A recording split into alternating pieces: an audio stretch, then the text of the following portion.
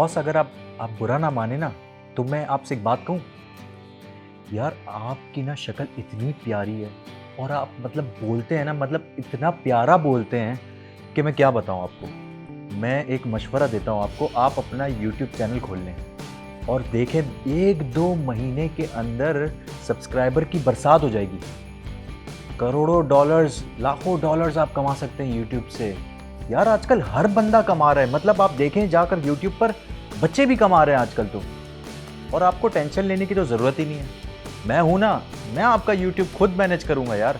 आजकल YouTube channel manage करने के नाम पर एक नया काम चल पड़ा है। मेरा नाम उमैर इंतज़ार है और मैं समा डिजिटल का YouTube मैनेजर। मेरे सामने ऐसे बहुत से केसेस आते हैं कि हमारे YouTube चैनल ब्लॉक हो गया, हमारे YouTube चैनल में ये फ्रॉड हो गया, हमें ये मसला हो गया, YouTube चैनल ने ये फ़ायदा उठा लिया, मैनेजर ने ये फ़ायदा उठा लिया। चैनल ग्रो करने की लालच देखकर या ऐसे सब्ज़ बाग दिखाकर ये बताया जाता है कि आप इतने हज़ार डॉलर कमा लेंगे, इतने महीने में आपकी इतनी ग्रोथ हो जाएगी, आपके इतने सब्सक्राइबर बढ़ जाएंगे, और वो आपसे इस तरह अपना चैनल ग्रैब कर लेते हैं। एक और चीज़ जो बहुत ज़्यादा देखी गई है कि अगर आप अपना कंटेंट बनाकर अपने कंटेंट मैनेजर को देते हैं तो ये भी हो सकता है कि वो आपका कंटेंट मुख्तलिफ चैनल्स पर यूज़ करें और वो आपको मालूम भी ना हो। और अगर आप उनकी चोरी पकड़ लेते हैं और अगर आप कॉन्ट्रैक्ट से निकलना चाहते हैं तो वो वहाँ पर बहुत बड़ा मसला बनेगा। वो ये कर सकते हैं कि वो आपकी वीडियोज़ ही डिलीट कर दें, वो आपके सब्सक्राइबर डिलीट कर दें, वो और आपके कंटेंट के साथ छेड़छाड़ कर सकते हैं क्योंकि सारे राइट्स उन्हीं के पास होंगे। एक चीज़ हमेशा याद रखिए कि कभी भी आपके चैनल के प्राइमरी ओनर राइट्स या ओनर राइट्स किसी और के पास नहीं होने चाहिए, वरना इसका आपको बहुत बड़ा नुकसान हो जाएगा। हमेशा 2 फैक्टर वेरिफिकेशन में आपका अपना मोबाइल या सेल नंबर होना चाहिए क्योंकि वो एक इंतहाई ज़रूरी फैक्टर है। क्योंकि अगर आप ये कॉन्ट्रैक्ट कैंसिल भी करते हैं किसी से तो फिर भी आपको उस तरह का नुकसान नहीं होगा जो अगर आपने किसी और का नंबर उसमें दिया हुआ तो आपको उससे भी नुकसान हो सकता है। बहुत से लोग ऐसी डील्स बनाते हैं कि 70-30% रेशियो पे कि 70% कंटेंट वाले का होगा, 30% मैनेजर्स का होगा। कुछ लोग 60-40 की डील्स भी बनाते हैं और कुछ लोग इससे ज़्यादा भी। बहुत से लोग जब किसी कंटेंट मैनेजर के पास या यूट्यूब कंपनी के पास अपना चैनल लेकर जाते हैं तो वो उनसे उनकी जीमेल आईडी और पासवर्ड ले लेते हैं और उसके बाद वो उसको मैनेज करने का तरीका बताते हैं। अब मान लीजिए कि आपने उसको as a YouTube manager hire कर लिया और उसके साथ अपना प्रॉफिट स्प्लिट भी कर लिया, तो अब आपको अगर रिज़ल्ट नहीं नज़र आएगा तो आप उसके पास जाएंगे, आप उससे पूछेंगे भाई कि ये क्या हो रहा है यार, मेरे पास तो कोई डॉलर नहीं आया, तुमने तो मुझे कहा था कि इतने सारे डॉलर्स आएंगे। तो वो आपसे ये कहेगा भाई शुरू में थोड़ा सा बूस्ट करना पड़ता है, आप उसके लिए थोड़े से पैसे इन्वेस्ट करें, अब इन्वेस्टमेंट नहीं करेंगे तो प्रॉफिट कैसे आएगा। ये वाली टोपियाँ आपको करवाएंगे। उसके बाद आप हो सकते हैं मान जाए कि आप उसमें इन्वेस्ट भी कर दें, आप उसके दाम पर बूस्ट भी करवा दें, लेकिन बूस्टिंग से कभी भी ऑर्गेनिक ग्रोथ होती ही नहीं। एक और चीज़ जिसका ख्याल रखना है कि आप अगर किसी को हायर भी करते हैं तो इसका मतलब ये नहीं होता कि आप उसको कम्प्लीटली छोड़ दें। आपने नज़र रखनी होती है, अगर आप कंटेंट प्रोड्यूस कर रहे हैं तो आप अपना कंटेंट चेक करते रहें कि कहाँ कहाँ मेरा कंटेंट नज़र आ रहा है, मेरा यूट्यूब चैनल पर कितना व्यू बढ़ रहा है, उसका एनालिटिक्स क्या है, उसके इम्प्रेशंस कितने हैं। ये सारी चीज़ों की मालूमात आपको एज ए इंडिविजुअल, क्योंकि आपकी अपनी प्रॉपर्टी है तो आपको ख़ुद ख्याल रखना है, कोई दूसरा नहीं रख सकेगा।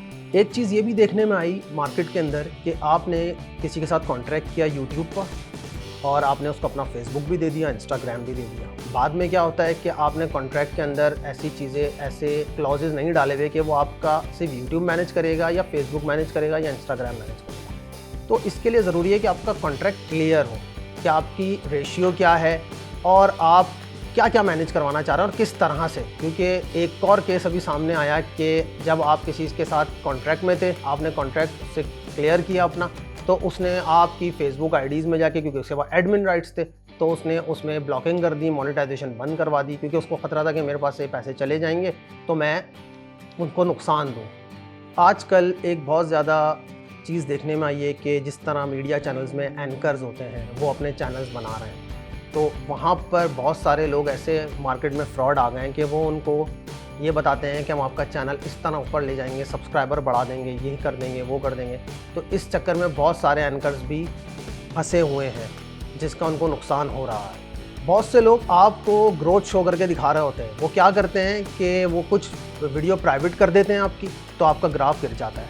जैसे ही वो उन चीज़ों को पब्लिक करते हैं तो आपका ग्राफ ऑटोमेटिकली अप हो जाता है। तो आपको ऐसा लगता है कि हमारा जो चैनल है वो ग्रोथ शो कर रहा है। बेसिकली वो एक आपसे खेलते हैं, आपकी बिग वीडियो, आपकी मोस्ट वॉच वीडियोस जो होती हैं उसको वो डिक्रीज़ करते हैं, उसको आप प्राइवेट करते हैं, आपका ग्राफ नीचे आ जाता है। देन वो उसको वापस से पब्लिक करते हैं और वापस से उस पर काम करते हैं, तो वो ग्राफ आपको अप शो करता है। तो आपको ऐसा लगता है आपका चैनल बढ़ रहा है, बहुत आगे जा रहा है। बहुत से लोग ऐसा भी कर रहे हैं कि आपका एक चैनल बना दिया, उसके सब्सक्राइबर बढ़ गए, लेकिन उसको बाद में लगा कि अब ये मेरे पास से चले जाएंगे, उनके सब्सक्राइबर बढ़ गए, तो उसने उस चैनल का नाम चेंज कर दिया, उस चैनल की URL चेंज कर दी और वो चैनल किसी और को बेच दिया। उससे उसको मॉनेटरी बेनिफिट हुआ और जिसका वो चैनल था उसको मालूम ही नहीं था कि उसके साथ हो क्या रहा है, उसको नुकसान हो गया। उसको बोला आपका दूसरा चैनल बना देंगे, इसमें तो ये मसला हो गया, इसमें तो वो मसला हो गया। CMS का मतलब है कंटेंट मैनेजमेंट सिस्टम। इसके अंदर आपको एक ID दे दी जाती है जो कि सिर्फ बड़े कंटेंट सिस्टम्स को मिलती है, जैसे चैनल्स को।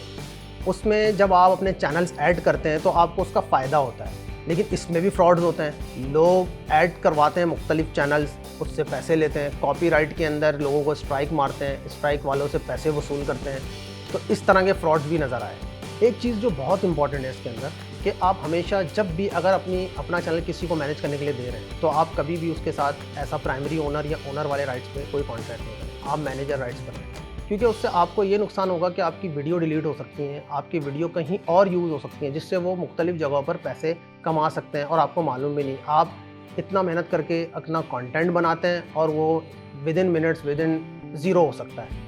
तो इसका नुकसान आप ही को है सबसे ज़्यादा। और जैसे कि उमैर भाई ने बताया कि आजकल इस तरीके के कई केसेस रिपोर्ट हो रहे हैं जहाँ पर यूट्यूब मैनेजर्स और सोशल मीडिया मैनेजर्स इस बात का फ़ायदा उठा लेते हैं कि आपने उन्हें प्राइमरी एडमिन बना दिया, उन्हें फुल राइट्स दे दिया और फिर वो आपकी सारी चीज़ें, आपके वीडियोस, आपके डॉलर्स, सारी चीज़ें लेकर और कहीं गायब हो जाते हैं। तो इसीलिए कोई भी डील अगर आप करते हैं तो ज़रूरी है कि आप एक तो लीगल पेपर वर्क रखें।